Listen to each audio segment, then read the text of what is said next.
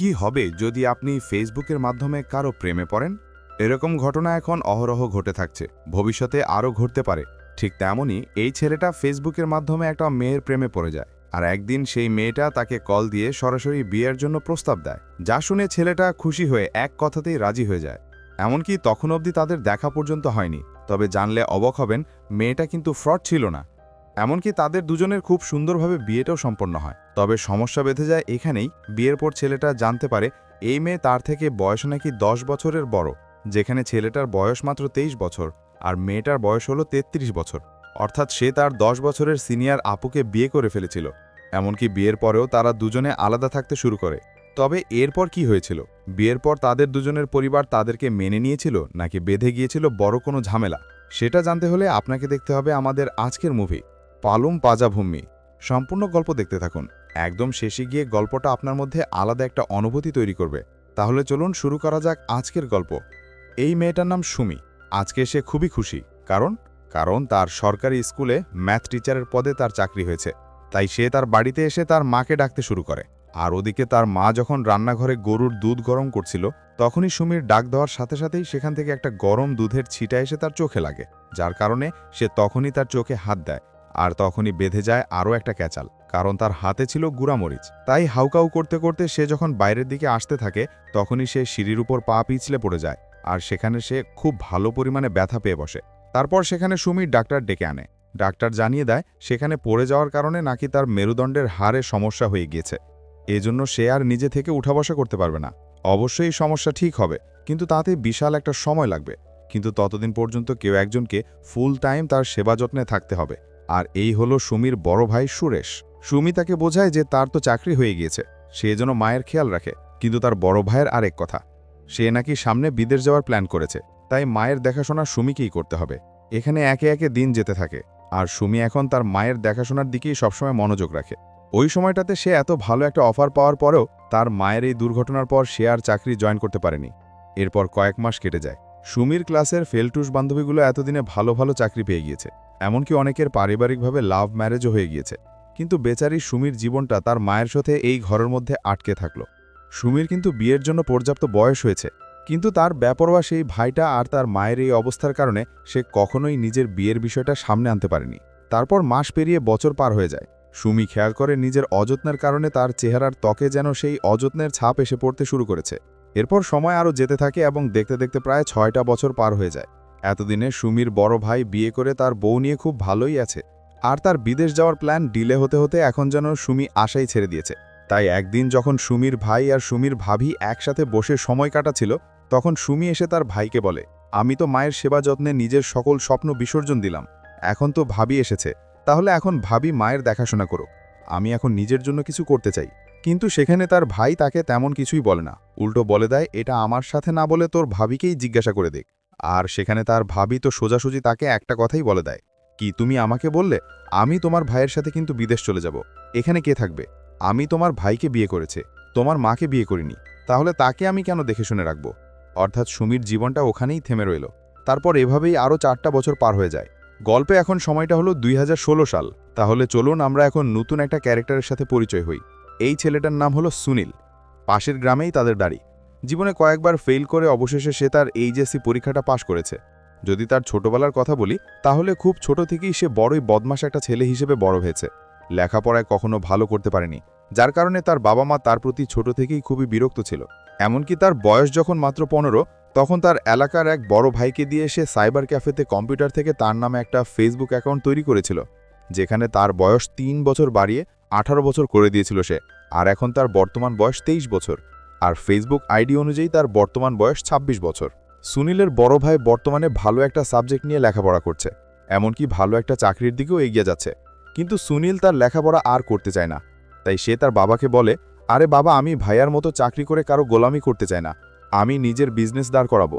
তখন তার বাবার জিজ্ঞাসা হলো যে সে কি এমন বিজনেস দাঁড় করাতে চায়।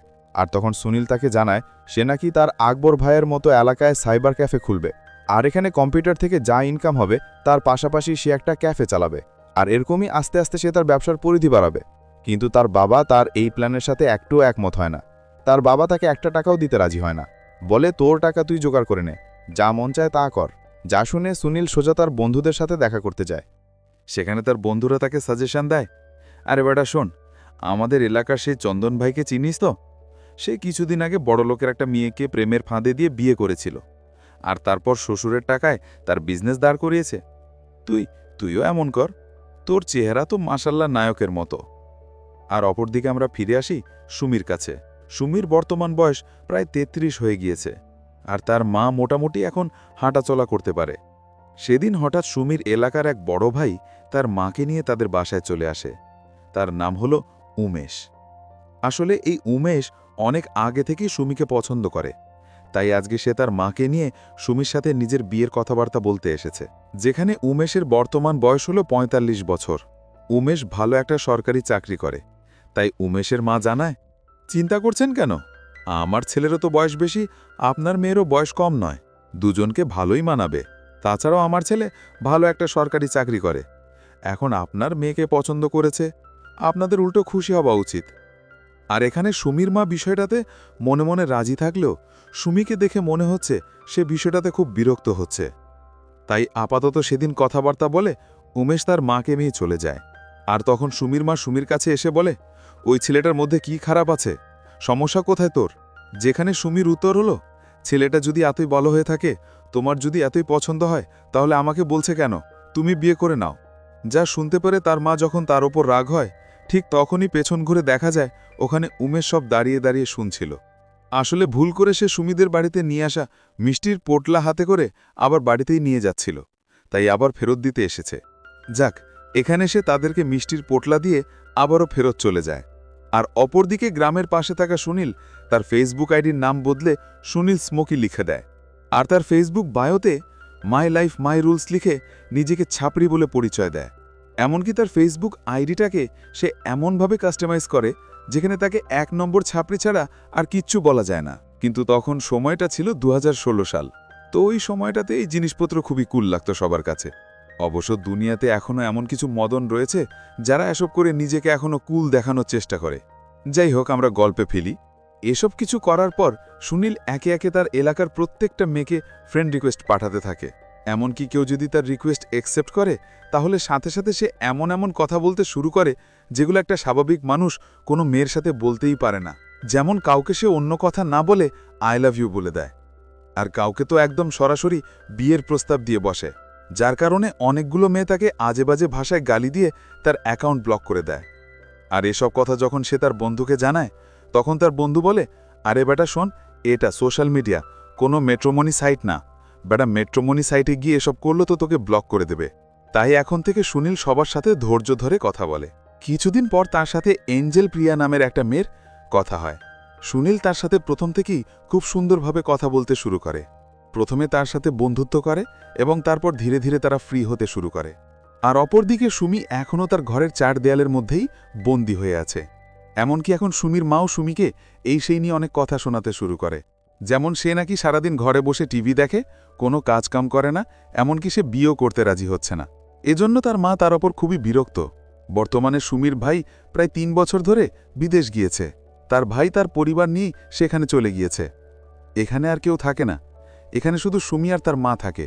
আর আজকে তার সেই ভাইও তাকে ফোন দিয়ে উল্টাপাল্টা কথা বলতে শুরু করে, যার কারণে এবার সুমি মন থেকে অনেক বেশি কষ্ট পায়। সে এত বছর ধরে তার মায়ের সেবা যত্ন করল, কিন্তু তার মা তাকে অবশেষে এই ধরনের কথা শোনালো। তাই পরদিন সোজা সে তার চাকরি খোঁজার জন্য বের হয়। এবার সে নিজের টাকা নিজে খাবে, তার ভাইয়ের টাকা সে আর খাবে না। কিন্তু কয়েকটা জায়গায় কথাবার্তা বলার পরেও তার কোনো সুযোগ তৈরি হয় না, কারণ সুমির নাকি অনেক বয়স হয়ে গিয়েছে। এখন নাকি তার রিটায়ারের বয়স। এই বয়সে নাকি অনেক টিচার এক্সপিরিয়েন্সড হয়ে যায়, কিন্তু তার তো কোনো এক্সপিরিয়েন্সই নেই। এজন্য কেউ তাকে রাখতে চায় না। আর কিছুদিন পর সুমি তার গ্রাম থেকে দূরে শহরের একটা প্রাইভেট ব্যাংকে চাকরির জন্য যায়। আর সেখানে কুমার নামক এই ব্যাংক ম্যানেজারটা প্রথম দেখাতে সুমিকে তার মনে বসিয়ে নেয়। এমনকি ইন্টারভিউ নেওয়ার সময় সুমিকে সে দরকারি প্রশ্ন বাদ দিয়ে সকল অদরকারি প্রশ্ন জিজ্ঞাসা করে, যেমন আপনার কি বিয়ে হয়েছে। আর তার যে বিয়ে হয়নি এটা যখন সে শোনে, সে খুবই খুশি হয়ে যায়, আর কোনো কিছু না জিজ্ঞাসা করে সে তার চাকরি কনফার্ম করে দেয়। এরপর সুমি বাসায় এসে তার মাকে বলে, তোমার ছেলেকে আজকেই ফোন করে জানিয়ে দেবে যে কালকে থেকে আমি চাকরিতে যাব, তার টাকা আমার দরকার নেই, আমি ভালো একটা চাকরি পেয়েছি। তারপর পরদিন থেকে সুমি নিয়মিত চাকরিতে জয়েন করে।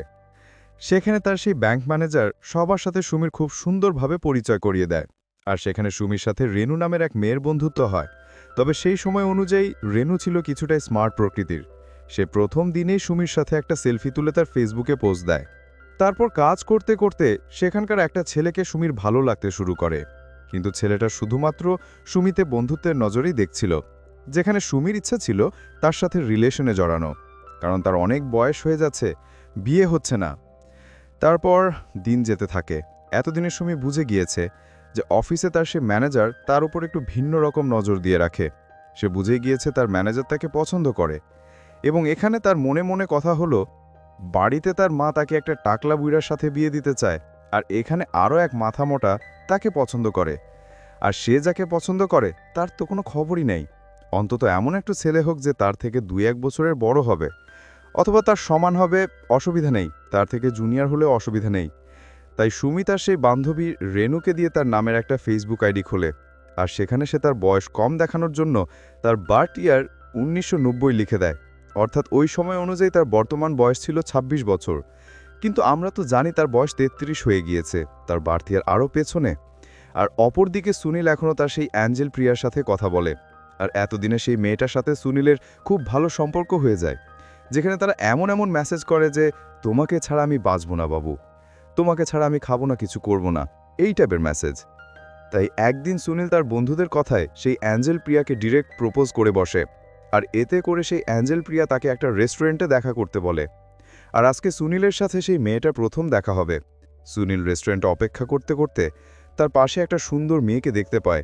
সে কারোর জন্য অপেক্ষা করছিল, তাই সে কনফার্ম করার জন্য অ্যাঞ্জেল প্রিয়াকে মেসেজ করে যে এই মেয়েটা ওটা নাকি। কিন্তু তার অ্যাঞ্জেল প্রিয়া তাকে জানায় যে না, সে একটা আসমানি কালার শার্ট পরে এসেছে। আর সুনীল যখন আশেপাশে তাকায় তখন সেখানে আসমানি কালার শার্ট পরা এক লোককে দেখতে পায়। সে তো ভয় পেয়ে যায়, কারণ হয়তোবা অ্যাঞ্জেল প্রিয়ার বাবা সবকিছু জানতে পেরে গিয়েছিল, আর কায়দা করে সে তাকে এখানে বেঁকে নিয়ে এসেছে মারধর করার জন্য।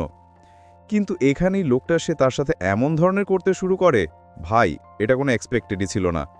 সুনীল ঠিকই বুঝতে পেরে যায় যে এই হলো সেই অ্যাঞ্জেল প্রিয়া যার সাথে সে এতদিন কথা বলেছে, যার কারণে সুনীল সাথে সাথেই ওখান থেকে তার বন্ধুকে নিয়ে পালিয়ে যায়। এই ঘটনায় সুনীলের বন্ধুবান্ধবরা তাকে নিয়ে খুব হাসাহাসি করে। তাই এবার সে তার ওই সাকসেসফুল বন্ধুর প্রোফাইলে ঢুকে দেখে যে তার বন্ধুটা নিজেকে খুব বড় একটা কোম্পানির এমপ্লয়ি হিসেবে পরিচয় দিয়ে রেখেছে, এমনকি তাকে দেখেও খুবই প্রফেশনাল লাগছিল। তাই সেদিন সুনীল তার সেই বড় ভাইয়ের সাইবার ক্যাফেতে গিয়ে একটা নকল গোফ লাগিয়ে খুবই চমৎকার কিছু ছবি তোলে, যেখানে মনে হচ্ছিল যেন কোনো বড় ডিপার্টমেন্টের কর্মকর্তা সে। আর এমনই একটা সুন্দর ড্যাশিং ছবি তুলে সে তার প্রোফাইল চেঞ্জ করে দেয়, আর একে একে আবারও তার সামনে আসা র্যান্ডামলি সকল মেয়েকে সে ফ্রেন্ড রিকোয়েস্ট পাঠাতে শুরু করে। আর তার মধ্যে একটা রিকোয়েস্ট চলে যায় সোজা সুমির কাছে। বুঝছেন এবার কানেকশনটা কোথায়? সুমির নতুন নতুন স্মার্টফোন এবং ফেসবুক চালানো শিখেছিল, তাই কিছু না ভেবেই সে প্রোফাইলের ছবি দেখে সেই সুনীলের রিকোয়েস্ট অ্যাকসেপ্ট করে নেয়। আর এবার সুনীল পেয়ে যায় সুমিকে। এতদিনে সুনীল অনেক মেয়েদের সাথে কথা বলে হয়েছে, তাই সে বুঝতে পারে কোনটা ফেক অ্যাকাউন্ট আর কোনটা রিয়েল অ্যাকাউন্ট। তাই সে জানতো কেমনভাবে কথা বললে একটা মেয়ে তার প্রতি ইমপ্রেস হবে। তাছাড়া তার প্রোফাইলে সে নিজেকে এত ড্যাশিং দেখাচ্ছে যে কেউ তার প্রতি ফিদা হয়ে যাবে। এরপর সুনীলের সাথে সুমির কথাবার্তা রেগুলারলি চলতে থাকে, এমনকি এক পর্যায়ে তারা দুজন ভয়েস মেসেজেও কথা বলতে শুরু করে। আর এভাবেই তাদের মধ্যে কথা বলে আরও অনেকগুলো দিন চলে যায়। একদিন সুনীলের বড় ভাই তার কম্পিউটারে তার ছোট ভাই আর অন্য একটা মেয়ের এই চ্যাটিং দেখে ফেলে, আর জিজ্ঞাসা করলে সুনীল তাকে জানায়, আমি আমার গার্লফ্রেন্ডের সাথে কথা বলছি, তোর কোনো সমস্যা? যা শুনে তার ভাই এতটাই হিংসায় জ্বলে ওঠে যে সাথে সাথেই সে তার বাবার কাছে গিয়ে বলে, এখন যে করেই হোক আমার বিয়ে করিয়ে দিতে হবে।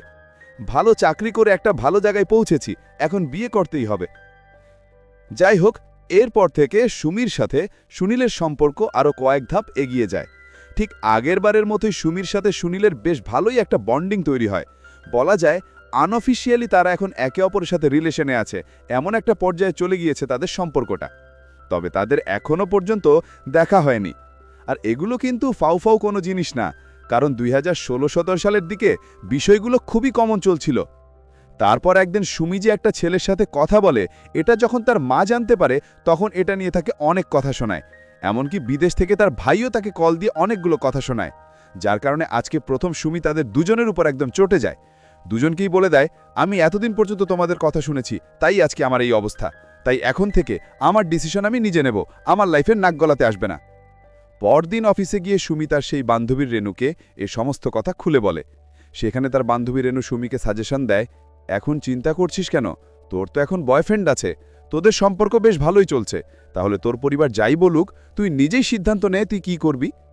তবে সুমির কথা হলো, ওর সাথে আমার তো এখনো দেখা পর্যন্ত হয়নি, আমি কি আসলেও কাজটা ঠিক করছি? সেখানে রেনু তাকে বলে দেয়, আরে চিন্তা করছিস কেন, আমার হাজব্যান্ডের সাথেও আমার ফেসবুকেই পরিচয় হয়েছিল, তারপর এখন আমরা কত সুখে আছি, চিন্তা করিস না। যা শুনে সুমি এবার সাহস পায়। ঠিক সেদিনই অপরদিকে সুনীলের বন্ধুরা সুনীলকে বুদ্ধি দেয়, আরে বেটার কত দেরি করবি, তোর গার্লফ্রেন্ড তো ব্যাংকে চাকরি করে তাই না, তাহলে বিয়ের জন্য প্রপোজ করে ফেল, আর পরে গিয়ে তার থেকে টাকা নিয়ে বিজনেস দাঁড় করাস। আর এই শুনে সেদিনই সুনীল সুমিকে কল করে, আর ঘুরিয়ে পেঁচিয়ে একদম শেষে তাকে বিয়ের জন্য প্রপোজ করে। যা শুনে সুমিও তৎক্ষণাৎ কি বলবে কিচ্ছু বুঝতে পারছিল না। কিন্তু আজকে সুনীলের কথা শুনে অন্তত এটা বোঝা গেল, সম্ভবত সুমিকে সে এবার পছন্দ করতে শুরু করেছে। তবে সুমি সেদিন তাকে তেমন কিছু বলে না, ফোনটা এভাবেই রেখে দেয়। আর এখানেই আমাদের মুভির প্রথম এপিসোডটি শেষ হয়ে যায়। তোমরা যদি দ্বিতীয় বা শেষ পর্ব দেখতে চাও তাহলে একটা লাইক করে কমেন্ট করে জানাও। তোমরা যারা এরকম কমেডি, রোম্যান্টিক বা অ্যাডভেঞ্চার মুভি দেখতে পছন্দ করো তারা আমাদের চ্যানেলটি সাবস্ক্রাইব করতে পারো। আবার দেখা হবে এর পরের ভিডিওয়, ততক্ষণ পর্যন্ত ভালো থাকো। আল্লাহ হাফেজ, আসসালামু আলাইকুম।